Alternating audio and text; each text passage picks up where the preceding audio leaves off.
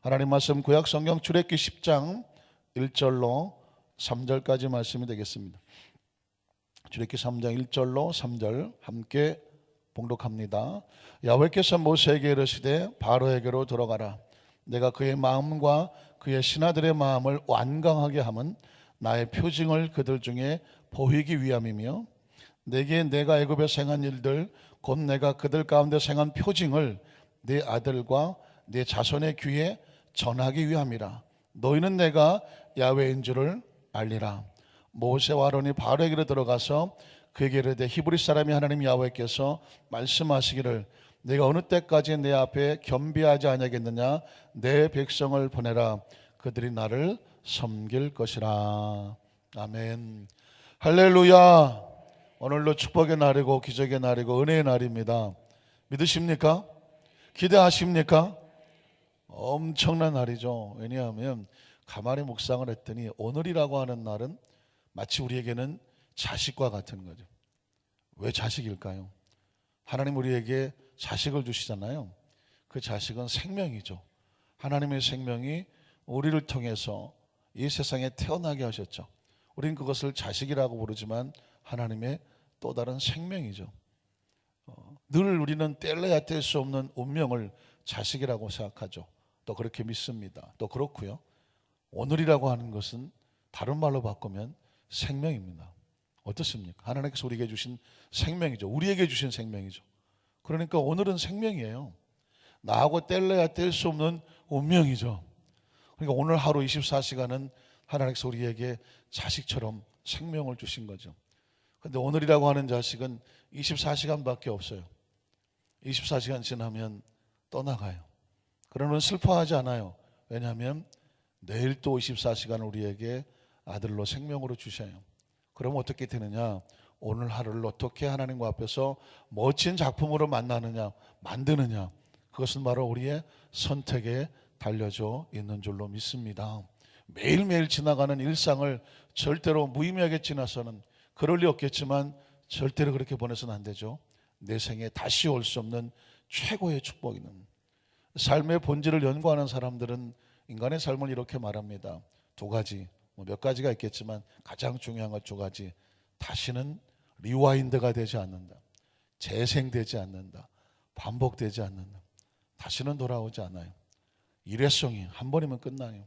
두 번째, 언제 끝날지는 아무도 모른다. 철학적으로 또 본질을 연구하는 사람들이 자기들이 생각한 거예요. 인생이란 한 번뿐이다. 두 번째, 인생은 언제 끝날지는 아무도 모른다. 그 얘기는 뭐냐면 오늘이 내 생의 마지막 날이 될 수 있다고 하는 아주 중요한 날이라 오늘 하루를 최선을 다해서 행복하고 아름답고, 크리스찬의 입장에서는 하나님과 멋진 하루를 만드는 것이, 그게 우리의 삶의 목적입니다. 한번 따라 하실까요? 메뚜기 재앙의 영적 교훈. 좀 낯설으신가요? 한 번 더. 메뚜기 재앙의 영적 교훈. 이스라엘 백성들이 애굽에서 나오기 전에 하나님께서는 모세를 통해서 애굽에 몇 가지 재앙? 10가지 재앙을 쏟아붓고 있습니다. 기억을 좀 재생하면 어떻습니까? 제가 피고리파, 한번 따라 하실까요? 피고리파. 무슨 방언이 아니고 무슨 파도 아니고, 피는 나일강이 피로 변한 곳. 골은 개구리 재앙. 개골하지 않습니까? 이 재앙, 팔의 재앙. 벌써 4가지가 지나갔죠. 피고리파, 악독. 한번 따라 하실까요? 악독. 악질과 독종. 6개가 지나갔어요. 그리고 나면 우박 메뚜기가 나와요. 한번 따라 하실까요? 우박 메뚜기. 그럼 7번째는 우박이고 8번째는 메뚜기예요. 오늘 제목이 메뚜기 재앙의 영적인 교훈인데 몇 번째 재앙인가요? 벌써 8번째 재앙이 됩니다. 여러분이 좀 머리 알기 쉽게 제가 이렇게 앞자만 만들었는데, 오늘 애굽에 내린 8번째 재앙에 대해서 담겨져 있는 하나님의 영적인 메시지는 무엇일까를 함께 상고하려고 하는 것이죠. 자, 왜 하나님께서 이 애굽에 재앙을 내릴 때는 몇 가지 목적이 있는데 이중적인 목적이 있습니다. 하나는 뭐냐면 애굽에 섬기는 신들을 초토화시키는 것입니다. 애굽은 유난히도 우상이 많았습니다. 그래서 그 우상이 얼마나 허무한 것인가를 애굽 사람들 앞에서 그들의 신들을 초토화시켜 버리는 것입니다. 그게 하나님의 재앙의 첫 번째 목적이고, 마치 동전의 양면처럼 배후의 목적은 뭐냐면, 오랫동안 애굽에서 노예 생활하던 이스라엘 백성들에게 하나님이 어떤 존재인지, 이제 너희를 이끌고 광야를 통과해서 가나안으로 이끌어 가시는 야훼 하나님이 어떤 존재인가를 그들에게 보여주는 것입니다. 하나님의 나라는 항상 이중적이에요. 마치 동전의 양면처럼 두 가지 목적과 이유를 가지고 있습니다. 제가 이 부분에 대해서 조금 이따가 또 설명을 드리겠지만, 이건 하나님이 우주에 담겨놓은 원리와 원칙입니다. 똑같은 재앙인데 애굽에게는 재앙이고 이스라엘 백성들에게는 축복입니다. 하나님이란 존재를 알게 되는 축복이고, 이 애굽 사람들에게는 하나님이란 존재가 얼마나 무섭고 두려운 심판의 대상이고 능력의 대상인가를 보여주는 것이죠.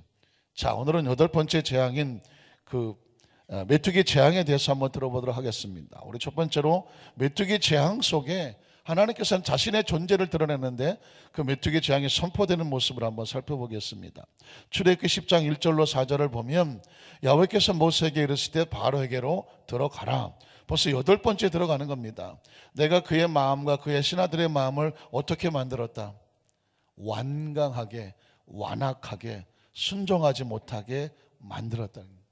그러니까 사실상 우리가 하나님 앞에 은혜를 구해야 되는 것은 뭐냐면, 똑같은 말씀을 들어도 하나님 우리의 마음이 열려져서 그 말씀이 우리에게 은혜가 되고 생명이 되게 하여 주시옵소서, 간절한 기도가 필요해요. 왜냐하면 마음이 완악해지면 하나님의 말씀이 여덟 번째 선포가 돼도 들어요, 못 들어요? 깨달아요, 못 깨달아요? 순종해요, 순종하지 않아요? 순종이 안 돼요. 하나님의 말씀이 선포됐는데 이게 내가 은혜로 내가 받지 못하고 이 말씀에 순종하지 못하는 것은 문제가 누구에게 있을까요? 나에게 있는 거예요. 그럼 나는 왜 내게 문제가 있을까요? 나와 하나님과의 관계가 문제가 있는 거예요. 그러니까 오늘 이스라엘 백성들에게 하나님께서 그들을 건져내기 위해서 바로에게 말씀을 선포해도 바로가 말을 듣지를 않아요. 이유가 뭘까요? 들을 수 있는 은혜가 없어요. 하나님이 그 마음을 완악하게 만들었어요. 그러니까 저와 여러분이 무서운 기도 제목이 나오죠. 하나님, 하나님의 말씀이 선포될 때에 말씀이 나를 지배하게 해주십시오. 말씀에 순종하게 해주십시오. 말씀의 뜻을 깨닫게 해주십시오. 말씀에 내가 억지로 복종당하게 해주십시오. 왜냐하면 말씀 아래 내가 있어야지, 말씀 위에 있으면 내가 말씀을 어떻게 하려고 하죠? 판단하려고 하죠. 분석하려고 하죠. 그리고 이건 내가 순종할 거야, 이건 내가 순종 안 할 거예요. 내가 선택하려고 하죠. 하나님의 말씀에 선택권이 있을까요, 없을까요? 하나님의 말씀은 삼가 듣고 뭐 하는 거예요? 청종하는 거예요. 그런데 바로가 받은 가장 큰 저주는 말씀을 들어도, 명령을 들어도 마음이 완악해져서 순종하지를 못해요. 근데 그것은 하나님께서 그렇게 하셨기 때문이라고 말하고, 이유는 뭐냐? 나의 표징을 그들 중에 계속 보이기 위해서. 말을 안 들으니까 계속 심판이 쏟아져요. 그건 하나님의 표정을 보이기 위함이다 말씀합니다. 그 다음 절을 보면, 내가 네게 내가 애굽에서 행한 일들, 곧 내가 그들 가운데 행한 표직, 심판 재앙이죠. 내 아들과 내 자손의 귀에 전하기 위함이다. 하나님이 이런 분이다. 한쪽은 재앙이고 한쪽은 이스라엘 백성의 교육이에요. 자자손손에 하나님께서 애굽에게 이런 심판을 하셨다. 너희의 자자손손에게 귀에 외워서 들리게 하라. 이유는 뭘까요? 너희는 내가 누구다? 야훼 하나님인 줄을 알게 한다는 것이죠. 그 다음 절을 보면 이렇게 말하죠. 모세 아론이 바로에게로 들어가서 그에게 이르되 히브리 사람이 하나님 야훼께서 말씀하시기를, 자, 모세의 말이 아니라는 것입니다. 하나님의 말씀입니다. 네가 어느 때까지 내 앞에서 겸비하지 아니하겠느냐. 하나님의 말씀을 듣지 아니하는 것은 교만한 거죠. 말씀이 선포되는데 듣지 않는다? 이건 교만한 거죠. 어떻게 되죠? 하나님 말씀하죠. 네가 왜 교만하여 내 앞에서 겸비하지 않느냐, 겸손하지 않느냐 라고 하나님께서 바로를 책망하죠. 그러면서 말씀합니다. 내 백성을 보내라. 그들이 나를 섬길 것이다. 하나님의 명령입니다. 기억하시다. 하나님 원하는 것은 바로 이것이었습니다. 그러면 그 다음 절에 뭐라고 말할까요? 내가 만일 내 백성 보내기를 거절하면 내일 내가 메뚜기를 내 경내에 들어가게 할 것이다. 그런데 메뚜기가 튀김이나 해먹으라고 보내는 게 아니라는 것이죠. 5절로 6절을 보면 이렇게 말하죠. 메뚜기가 지면을 덮어서 사람이 땅을 볼 수 없을 것이다. 어마어마한 메뚜기 떼가 공중에서부터 날아와서 땅을 덮어버려요. 그러니까 땅이 보이지 않을 것이다. 또 메뚜기가 내게 남은 그것 곧 우박을 면하고 남은 것들, 우박이 떨어져서 모든 채소와 야채들이 다 구멍이 나서 망하게 됐는데 그 남은 것들을 다 먹어치워 버리겠다는 것입니다. 그리고 너희를 위해서 들에서 자라는 모든 나무를 다 먹어치워 볼 것이며, 그 다음 절은 뭘까요? 6절. 또 내 집들과 내 모든 신하의 집들과 내 모든 애굽 사람들 집들에 가득하리니 이는 내 아버지와 내 조상이 이 땅에 있었던 그날로부터 오늘까지 본 적이 있어요, 없어요? 보지 못했던 것이고, 그리고 그렇다 하고 돌이켜 바로에게로 나왔다는 거예요. 지금 내리는 이 메뚜기 재앙은 동네 애들 모여서 메뚜기 잡아서 튀겨 먹는 그런 정도가 아니라는 거예요. 조상 대대로 애굽 땅에서 그렇게 많은 메뚜기가 몰려온 것을 본 적이 없었을 것이다. 사실은 애굽 땅은요 굉장히 비옥한 땅입니다. 나일강의 삼각주라고 해서 그 모든 것들이 이렇게 흙이 내려와서 쌓여진 곳이 영양이 많고, 그래서 그곳에 그냥 뭐 아주 무슨 풍족한 농수작물들이 나와요. 농작물들이. 그러니까 뭐 그들은 뭐 걱정이 없어요. 뭐 바다에서 나는 것도 있고 강에서 나오는 것도 있고, 그리고 뭐 농산물도 풍성하고, 그러니까 애굽이 당시 최고의 나라로 성장할 수 있었던 모든 것을 가졌습니다. 근데 하나님께서 그들을 심판하는 이유는 뭐냐? 풀 한 폭이 안 남기는 이유는 뭐냐? 우상이 너희를 돌봐준 게 아니다는 거예요. 하나님께서 그들에게 진노하시면 풀 한 폭이도 남지 않는다라는 것을 그들에게 알려주시죠. 그러나 반면으로는 이스라엘 백성들에게는 너희를 광야에서 통하고 가나안에 인도하실 분은 바로 이런 전능하신 하나님이다, 하나님을 알게 하는 것이죠. 자, 그랬더니 여러분 오늘 설교 말씀은 일생일대 여러분의 운명을 바꿔놓을 거예요. 두 번째 보면 놀랍게도 이 상황 속에서 바로가 계속 강팍하게 하니까 바로의 신하들 가운데서 하나님의 마음을 꿰뚫는 고백이 하나 나오고 있습니다. 자, 하나님 백성을 괴롭히는 것, 하나님 말씀에 불순종하는 것은 스스로 무엇에 빠지는 거다? 함정에 빠지는 거다. 이 함정이라는 단어를 여러분 절대로 잊어버리면 안 돼요. 지금부터 평생을 살아가면서 함정이라는 단어를 기억하십시오. 이 함정이라는 단어가 어떻게 나왔을까요? 출애굽기 10장 7절을 보면 이렇게 말합니다. 바로의 신하들이 말하는 거예요. 이스라엘 백성들이 말하지 않아요. 바로의 신하들이 바로 왕에게 찾아와서 이렇게 말합니다. 왕이시여, 어느 때까지 이 사람이 뭐예요? 이스라엘 백성들이며 모세죠. 단수로 치면 모세를 말하고 복수로 치면 이스라엘 백성들을 말합니다. 어느 때까지 이 사람이 우리의 함정이 되겠습니까? 모세를 보고 함정이라고 말합니다. 이스라엘 백성을 보고 함정이라고 말합니다. 이유가 뭔지 아십니까? 그 다음 절을 보면 그 사람들을 보내어 그들의 하나님 야훼를 섬기게 하십시오. 자, 이스라엘 백성이 함정이에요. 모세가 함정이에요. 왜냐하면 하나님의 말씀을 들으면 축복이 되고 그 말씀을 듣지 않으면 망하게 돼요. 그러니까 이게 지금 함정인 거예요. 지키면 살고 안 지키면 죽는 거예요. 근데 그걸 누가 깨달았냐면 바로의 신하들이 깨달았어요.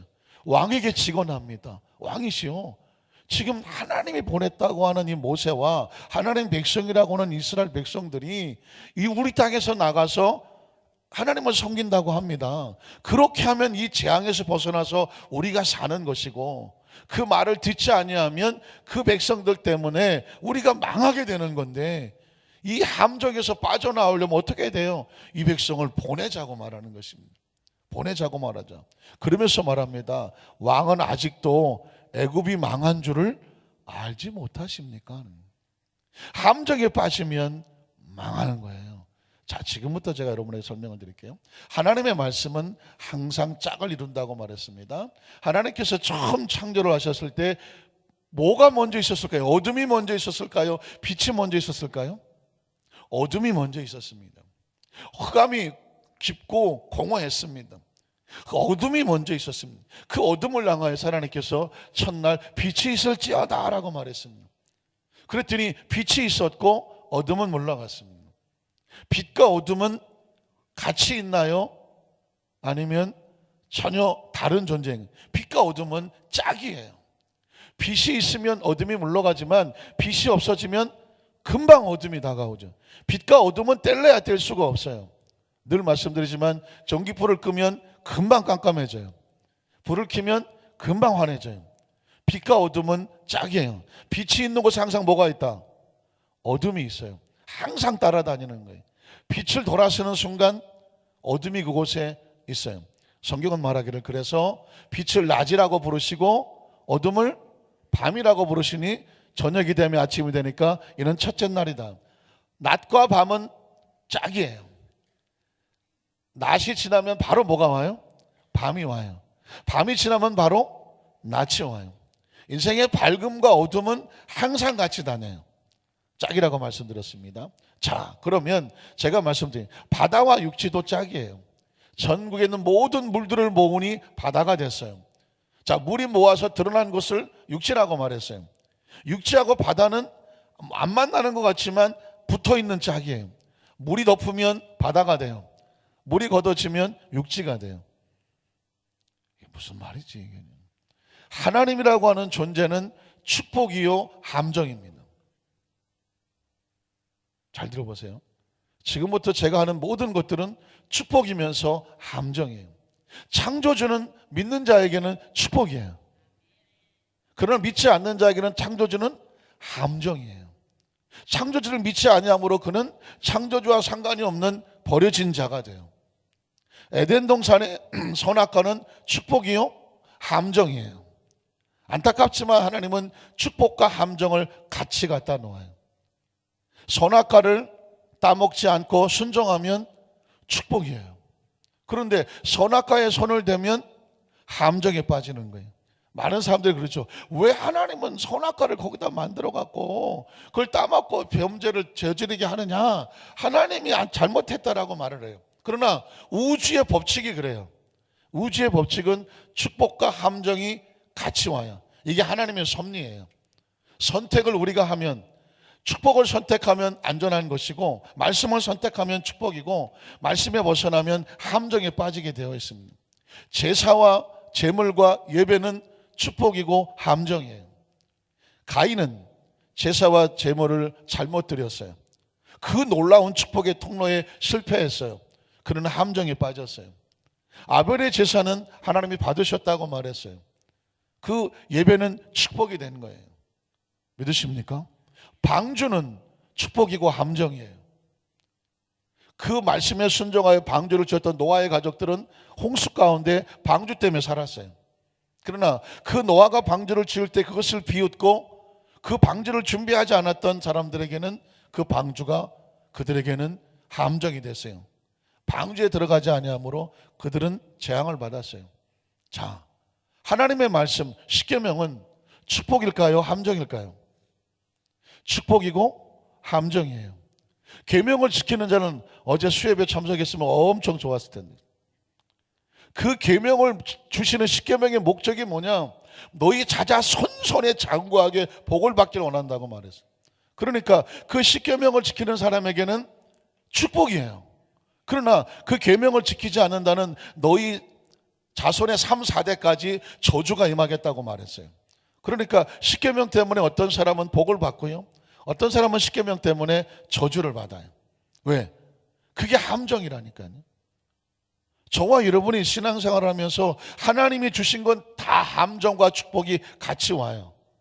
예배는 아까 말씀드렸지만 축복이고 함정이에요. 신령과 진정으로 예배를 드리는 사람은 그것이 축복이 돼요. 그러나 예배가 신령과 진정이 아닌 형식과 모양이 되면 안타깝지만 그 예배 때문에 잘못 드려진 예배 때문에 그 사람은 함정에 빠지는 거예요. 예배를 잘못 드림으로 말미암아 그 사람은 축복이 아닌 잘못 드린 자가 되어버려요. 함정이죠. 11조는 축복이죠. 아무도 아멘 안 하시는구나. 축복은 11조는 축복이지만 함정이라는 사실을 아셔야 돼요. 왜냐하면 만군의 야훼가 하늘을 열고 너희 창고에 붙지 아니하나 나를 시험해 보라고 말했습니다. 그러니까 11조는 믿는 자에게는 축복이에요. 그러나 그 11조라고 하는 그 하나님의 명령이 들이지 않는 자에게는 뭐예요? 함정이 돼버려요. 왜냐하면 황충과 메뚜기가 너희가 쌓아놓은 것을 흔적 없이 없앨 거라고 말했거든요. 그러니까 하나님의 나라는요, 축복과 함정이 같이 와요. 그걸 꼭 아셔야 돼요. 예수님은 축복입니까? 함정이에요. 예수는 함정이라니까요. 누구들 저를 믿는 자마다 멸망치 않고 영생을 얻게, 믿는 자에게는 축복이에요. 그러나 믿지 않는 자에게는 이미 심판이 임했다고 말했어요. 예수 그리스도로 말미암아 축복과 함정이 같이 다가오는 거예요.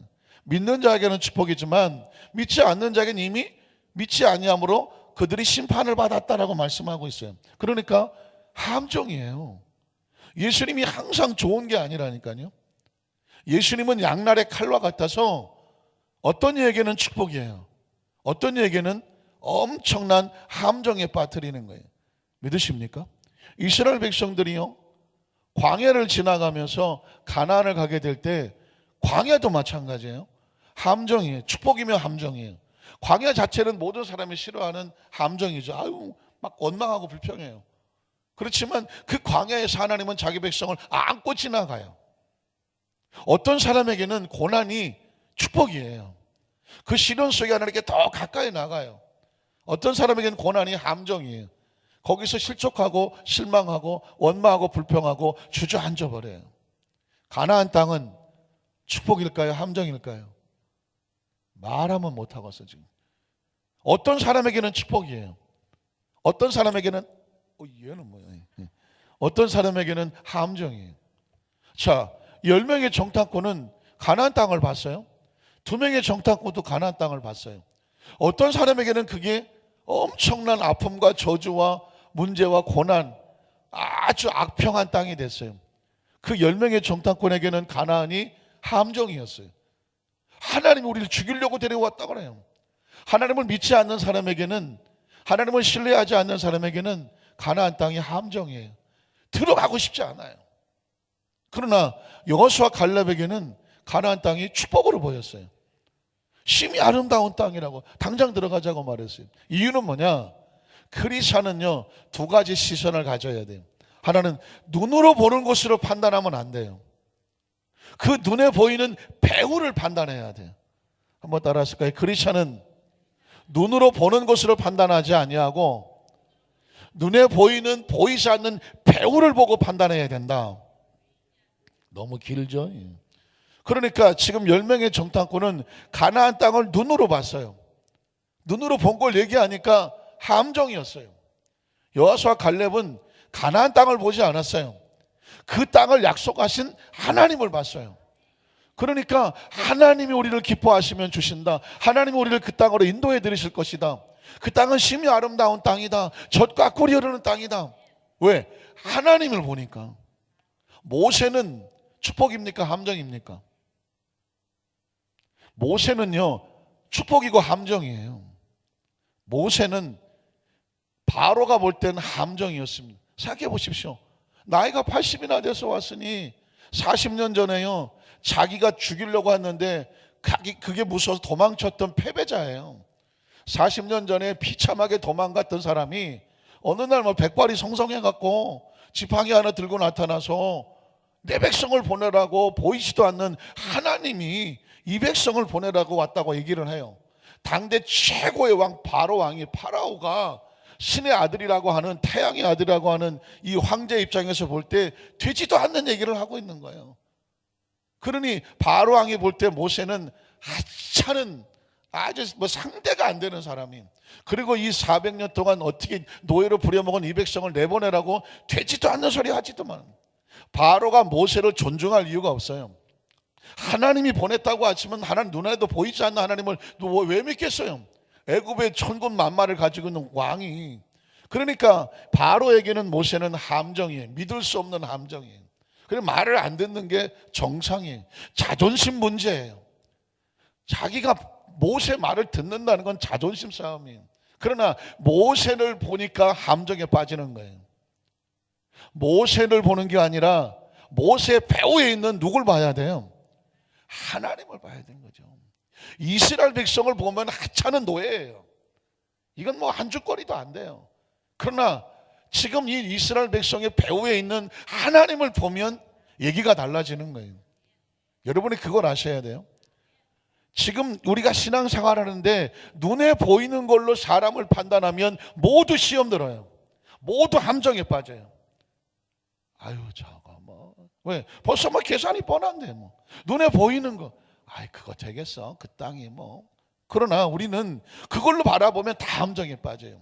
하나님의 나라는요 보이지 않는 그 사람을 통해서 역사하시는 하나님을 봐야 돼요. 그 상황을 통해서 역사하시는 하나님을 봐야 돼요. 여러분 우리 장로님들, 권사님들, 집사님들, 뭐 지역장, 구역장 직분은 축복입니까? 함정입니까? 축복만 보면 안 돼요. 함정이 있는 걸 아셔야 돼요. 왜냐하면 달란트의 비유를 보니까 달란트를 주잖아요. 달란트는 축복입니까? 함정입니까? 어떤 사람에겐 축복이고 어떤 사람에겐 함정이었어요. 2달란트, 5달란트 받은 사람은요 그 직분을 맡고 열심히 해서 주인을 기쁘시게 하려고 애를 썼어요. 그것 때문에 주인의 즐거움에 참여하고 주인의 축복을 받았어요. 칭찬을 받았어요. 그러나 1달란트 받은 사람은 그 달란트를 받고 땅속에 처박아 두고 마음에 들지 않았어요. 주인의 마음에 주인이 서운했어요. 왜 난 하나밖에 안 줘? 뭐 저것들은 2개 주고 5개 주고 화가 나죠. 근데 그 달란트를 맡겨준 그 주인의 마음을 모르니까 달란트 하나만 달랑 들고 있으니까 마음 상한 거예요. 땅속에 처박아 두고 냅둬버려요 그냥. 주인이 왔을 때 뭐 그랬어요. 여러분 그 1달란트 받았던 사람은 그것 때문에 망했어요. 그 이유가 뭐냐? 열처녀도 마찬가지입니다. 그리스도의 신부로서 선택된 것은 축복이냐 함정이냐? 축복이고 함정이에요. 어떤 사람은 등불과 기름을 잘 준비하니까 혼인잔치에 들어가는 축복이에요. 똑같은 신부들인데 5명은 미련하고 곰탱이스러워서 준비가 안 됐어요. 그러니까 준비가 안 된 사람에게는 차라리 신부로 선택되지 않았다면 그럴 일도 없어요. 그러나 선택됐지만 준비하지 않으면 안타깝지만 함정에 빠지는 거예요. 그러니 직분도 마찬가지죠. 직분이요 저를 포함해서 우리가 직분을 받았어요. 정말 축복하고 축하해주고 감당하게 잘하도록 해줘. 그러나 감당을 잘해야 축복이에요. 정말 감당을 잘해야 축복이지. 우리에게 각자 달란트로 직분을 맡겨주셨는데 그 직분을 잘 감당하지 못해 보세요. 주인이 뭐라고 말할 것 같아요? 내가 너한테 그거 맡겼잖아. 어떻게 할래? 우리는 순종하는 수밖에 없는 거죠. 하나를 맡겼든 2개를 맡겼든 주인의 뜻이 있을 것 아니겠습니까? 그래서 그걸 가지고 어쨌든 그냥 내 딴에 최선을 다하는 거예요. 그러면 주인이 보고 야, 넌 조그만 거라도 그렇게 최선을 다했구나. 그걸 보니까 이제 큰 거 맡겨도 되겠네? 이게 주인의 마음이에요. 저는 깜짝 놀란 거예요. 좀. 야, 오늘 바로의 신하들이 이렇게 말하는 거예요. 바로 왕에게. 아니 지금 상황 파악이 안 되냐고. 저 모세가 노인네로 보이냐고. 이 이스라엘 백성이 그냥 노예로 보이냐고. 노인네로 보이고 힘없는 노예로 보이니까 지금 바로 왕이 지금 말을 안 듣고 그러는데 저 사람들 배후에는 하나님이라고 있다고. 지금 8가지 재앙을 쏟아놓고 있는 저 존재가 보이지 않느냐고. 그러면 어떻게 해야 돼? 우리가 이 함정에 빠질 게 아니라고. 빨리 이 백성을 보내서 말씀에 순종해서 나가서 하나님 섬기게 하자고. 왕은 모르겠냐고. 지금 이 백성 때문에, 모세 때문에, 이스라엘 백성 때문에 지금 애국이 망했다고. 말씀을 정리합니다. 흥하고 망하는 건 우리의 선택에 달린 거예요. 지금 저와 여러분에게 준 모든 것들은 다 축복과 함정이 같이 와요. 우리는 그걸 아셔야 돼요. 주일 성수 축복이에요, 함정이에요? 어떤 사람에게는 축복이고요, 어떤 사람에게는 함정이에요. 그러니까 그걸 뭐라고 하면 축복과 함정을 선택하는 걸 자유의지라고 말하는 거예요. 이걸 사실을 알면 사실은 얼마나 두려움있게 하나 한 수를 놔야 되는지 몰라요. 너희 중에 지혜 있는 자가 선생 되기를 원하느냐? 더 많이 선생 되지 마라 말은. 선생 되면 좋은데 왜 말하느냐? 선생이 됐으나 잘못 인도하면 맹인을 인도하는 것 같고, 차라리 작은 자 하나 실속시키면 모가지에다 연자 매트를 메고 그냥 물속에 처박아 두는 게 훨씬 낫다. 그 얘기는 뭘까요? 교사로 가르친 자로 사명을 맡았다면 뭐 해야 돼요? 그 사명을 잘 지어야 그게 축복이고, 교사가 됐으나 잘 가르치지 못하면 너는 안 되니만 못하다. 그러니 교사라고, 물론 교사라는 것은 뭐 선생만 말하는 건 아니죠. 가르치는 자, 사명 맡은 자, 직분 맡은 자, 모든 자는 뭐냐? 그걸 잘 감당했을 때 축복이 된다. 만약에 사명을 맡고 직분을 맡았으나 그걸 잘 감당하지 못하면 뭐가 되겠니? 너한테는 함정이 된다는 거죠. 오늘 이 이야기를 어떤 선지자가 하지도 않아요. 바로의 신하들이 얘기를 해요. 이거 하나만 머릿속에 정확하게 두면 앞으로 복잡하게 생각할 하나도 없어요. 내 삶에 문제가 다가왔을 때 나는 이걸 축복으로 바꿀 것이냐, 아니면 내가 함정에 빠질 것이냐. 우리가 여기서 정신을 바짝, 함정에 빠질 수는 없잖아요. 하나님, 이 상황이 아니라 하나님이 보이게 해주십시오. 지금 사람이 아니라 하나님이 보이게 해주십시오. 그래서 하나님 편에 서게 해주십시오. 그게 우리가 축복된 길이에요. 그래서 오늘도 말씀을 듣고 우리가 말씀이 선포되는 거죠. 이 말씀을 붙잡고 오늘 하루도 최상의 축복의 날로, 아마 함정이 여기저기 막 있을 거예요. 많았을 거예요. 함정에 빠지지 아니하고 축복의 주인공이 되시기를 주님의 이름으로 축원합니다.